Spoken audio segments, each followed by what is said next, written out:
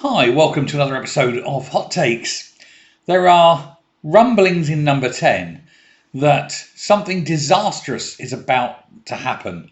Something they hadn't banked on, something that is going to be hugely troublesome, very embarrassing, and, well, could spell disaster all round.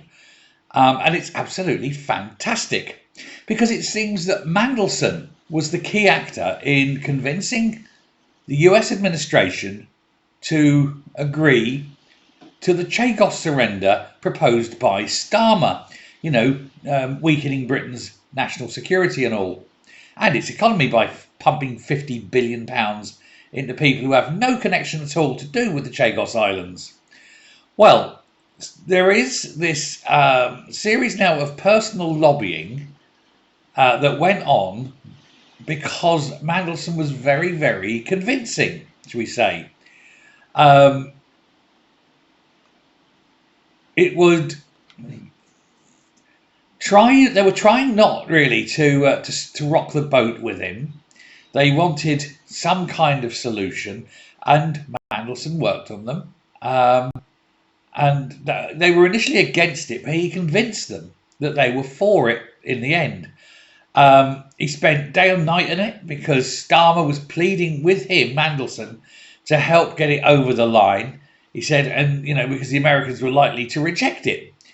Lammy worked on it as well. Him and Mandelson worked very closely together for a long time, making sure that the American officials would cave in, despite some very vocal opposition on both sides of the Atlantic. Now, in the UK, Mandelson's work was seen as proof that he was the right man for the job, that he could do it, that he was, he had the skills, talent, knowledge, and connections to get this done. And then it became done. Indeed, he was boasting, was Mandelson, that his interventions had actually secured the American compliance on the deal.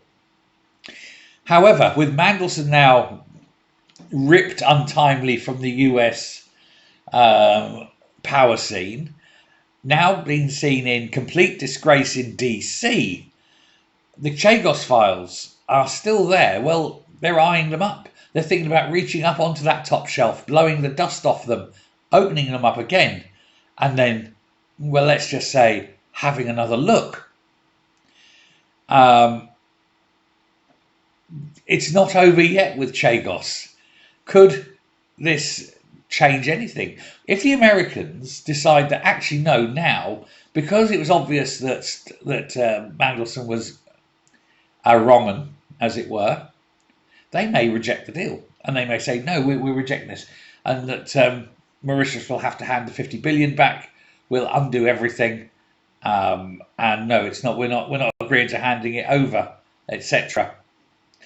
If that happens, Starmer is left high and dry. And if he fails to get the 50 billion back, he's high dry and cost this country 50 billion with absolutely nothing to show for it. He would then have to resign. It's a matter of honour. But of course, he hasn't got any honour, has he? Slugs don't have honour. But it would be very, very interesting to see the outcome of this. Certainly, if the Americans said, actually, no. Watch this space. I think this could be quite interesting. Thanks a lot. Bye.